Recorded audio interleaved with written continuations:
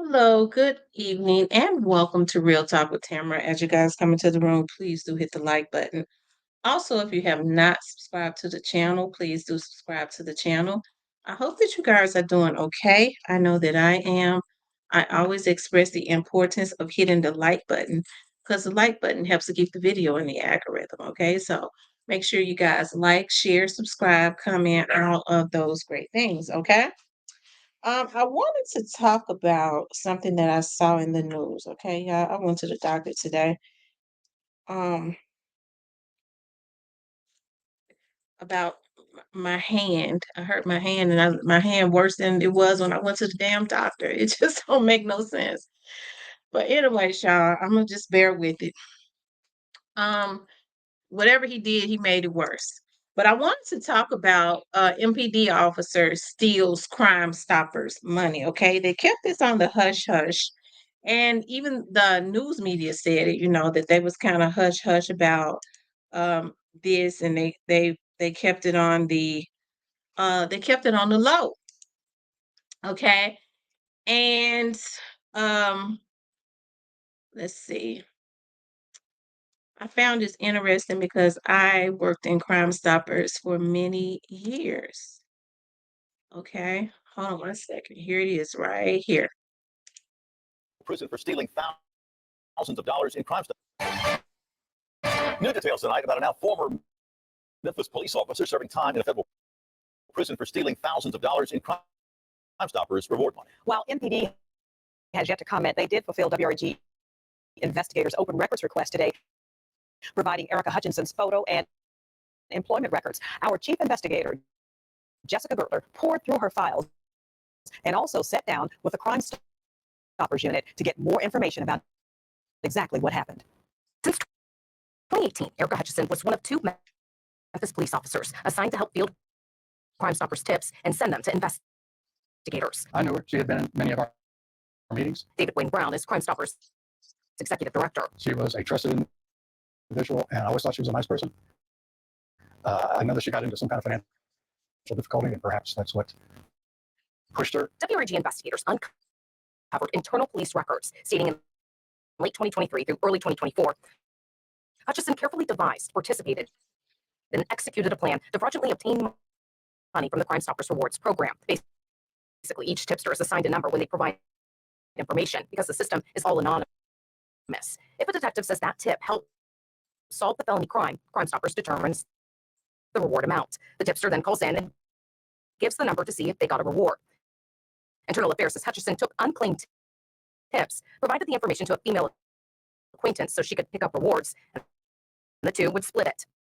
At least one time, Hutchison changed an investigator's information in the database to collect a reward. Brown says in all, they collected 18 to 19 rewards. And it was just around $20,000. Internal Affairs stated Hutchison refused to cooperate, stressing in her file the probability of public outrage will have a profound effect once your crimes are exposed in the media and will further promote distrust in MPD. Before she could be disciplined, she resigned in April, stating, "I've enjoyed my affiliation and will always cherish the friendships." She was federally charged in June and pleaded guilty that same day. Earlier this month, she was sentenced to 6 months in federal prison plus 2 years supervised release, forced to pay $20,000 in restitution, among other requirements like a mental health assessment, financial literacy classes, and drug and alcohol treatment. Crime Stoppers is fine. A donor has made sure that we are whole. And the good news is we caught her quickly. Brown says internal safeguards are in place, like an audit system, which raised red flags, and within months, the FBI launched and conducted an investigation. He says Crime Stoppers has added another safeguard to ensure and maintain the public's trust. Something like this has never happened before in 44 years of Crime Stoppers. So I think it's an anomaly. The state's policing board says MPD has notified them about Hutchison's resignation, but at last check has yet to request her decertification. MPD has yet to respond to her emails. Now, according to federal documents, her accomplice has been charged separately. We're digging deeper to find out who her accomplice is. Investigating for news leader Jessica Gertler, WREG News. Okay. I mean, just from the way that that director is talking, it was almost like he was kind of trying to brush over, and he's just the director of Crime Stoppers. It's usually old rich white men like him that are directors that have given donated a lot of money to Crime Stoppers, and they put them on the board. Okay, you could tell that he liked her. They only gave her 6 months in federal prison. They kept it quiet, probably because they only gave her 6 months. They had to give her sick. They had to give her something because the FBI stepped in. And I'm sure there were people speaking up for her, talking about her character. I mean, that's the go-to thing. When they get into trouble, their lawyers tell them, that you were on drugs and you had spent a lot of money and it caused depression and you got on drugs. And I'm sure she went and checked herself into the mental institution at some point. Those are the types of games that they play. I believe if it had been anybody other than her, they would have sold to her. And they still have not decertified her, as a which means that she can go to another county after she gets out of jail and be a police officer. Okay, if they have not decertified her, so I found that interesting. I think people should stay on top of that because they sure definitely kept that quiet. Like I said, I worked in Crime Stoppers for many years. During that time, we took tips manually. I think now what they do is they put them um, in a system, right? It is a system that they put them in. Everything is still anonymous and all of that. Now, when we worked in Crime Stoppers, there was no way that we could get to the money because that guy that you saw talking, which is on the board, they were the ones that handled the money. But it would be easy if she's a police officer, she's in contact with the bureaus. Okay, so she knows what happened as it relates to some of those crimes. If they speculate on what happened, she can hear that and tell the person, like she did, to call in to give a tip. And whoever calls in first, because it could be five people call in with the same information. Who calls back first gets the money. And I'm sure she had her person to call back first, right? If somebody truly called in with the tip and gave the name of a suspect, because people out in the street normally know what happened, she then tell her friend, and she take her friend tip over to the bureaus, forward it to the bureaus, and then her friend will get the money, right? I'm sure it was way more than $20,000. Okay. She was there from 2018 all the way up to this year, I believe. So it was way more than 19 tips because you're taking tips all day, every day. So anyway, she only got 6 months, no decertification. They're gonna send her to the nut house, I guess, for stealing. I guess you have to be crazy to steal now. Certain people, when you steal, instead of it being a character flaw, I guess for her it's a mental illness because she couldn't manage her money right, and they're gonna put her in a class so she can manage her money so she won't get in debt. Send her to the nut house for what? I guess to stop her from stealing and not decertify her, right? And it's so not fair. It's so not fair because I could tell from the way that guy right there is talking that he liked her. He liked her, and they didn't want a whole lot to talking to her. I mean, a whole lot they didn't want a whole lot to do. I mean, a whole lot to happen to her. I'm sorry. So I found that very interesting. I did. Um, Also, I was looking at where the FBI was outside this morning, and they said that they was very vague. They went into a house in Germantown, which is the suburbs of Memphis, um, and raided the house. Okay. Um, I really I see what has been kind of happening lately. Like a lot of people that have been, stealing and committing fraud and breaking a lot of the federal laws have been getting picked up. Okay.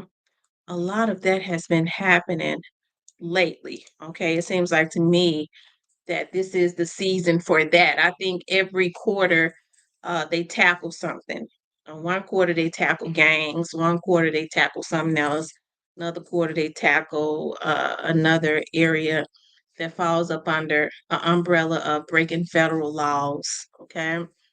Um, Stuff like that. Okay. But let's look at this. Whole lot of questions after their neighbor's home was raided by the FBI.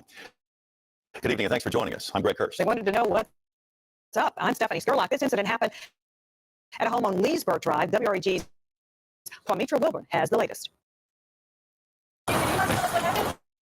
Silence was the only response we got from people entering this home on Leesburg Drive Friday morning.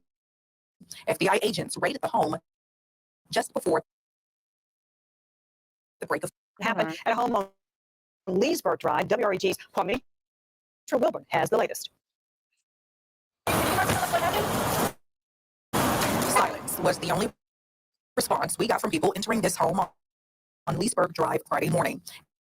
FBI agents raided the home just before the break of dawn. And obviously very alarming to wake up to at 6 a.m. People living in the area say the commotion could be heard throughout the neighborhood. At 6 a.m. we heard the first boom. Second, it was the three of them. Then come to find out it was, I guess, an FBI device that was trying to get the door down. And they were all in the backyard of that home. Yes. We watched as agents removed several boxes filled with documents, computers, and other electronics from the home. We also saw a canine sniffing through the property. Germantown police confirmed agents were conducting an operation, but wouldn't go into further detail about the investigation. However, they did say there is no threat to the public. Neighbors say they still have their concerns and questions. Living so close to the house. I know as neighbors, anyone that lives in this neighborhood would appreciate what's going on. People we spoke to living near the home described the family as good people and say they've never had any issues with the couple staying there. A witness who didn't want to go on camera says shortly after agents arrived, she saw several people come out of the home with their hands in the air. Several neighbors say one of the people that came out of the house was possibly taken into custody. Reporting for your news leader from Germantown, from Wilburn, WREG News, Channel 3. What's going on there? That's Germantown. That's a suburban area. Okay. Definitely very beautiful homes. That's where a lot of the doctors and lawyers and business people live. Who knows? They went in there and got documents. I know they've been tackling insurance fraud. A lot of insurance fraud has been going on. Like I said, this is the season, it seems to me, where they've been cracking down on, and I think it's universal, a lot of fraud because every quarter they focus in on something, and that's probably what it is. The mere fact that they didn't give any names right now. um you don't know. They went in there and they got a lot of boxes that had documents, I'm sure, that had it had to have had documents and stuff in there, right? They took them by the loads, probably tax documents, like all of that. So it's definitely interesting. Like I said, the FBI outside, they sure outside, okay. Um, hey, that's one group of people that you don't want at your door. I don't understand how people get themselves caught up in doing anything as it relates to the federal government, other than just do your best to try to do things right and just go on with your life if you can. Okay. So that's definitely very interesting. It's going to be interesting if they're going to, talk about it again. They didn't say the names or nothing. Just they think one person was taken into custody after they went in and got all those boxes with documents in it. So I'm sure that there's a long money trail somewhere. Okay, when there's a long money trail and it's fraud involved, they coming. They coming in. I'm telling you that right now, they coming. Anyways, you guys, I just wanted to talk about that, okay? I want you guys to please like, share, and subscribe. If you would like to support the channel, you could definitely support the channel via Cash App. Love you guys. Talk to you later.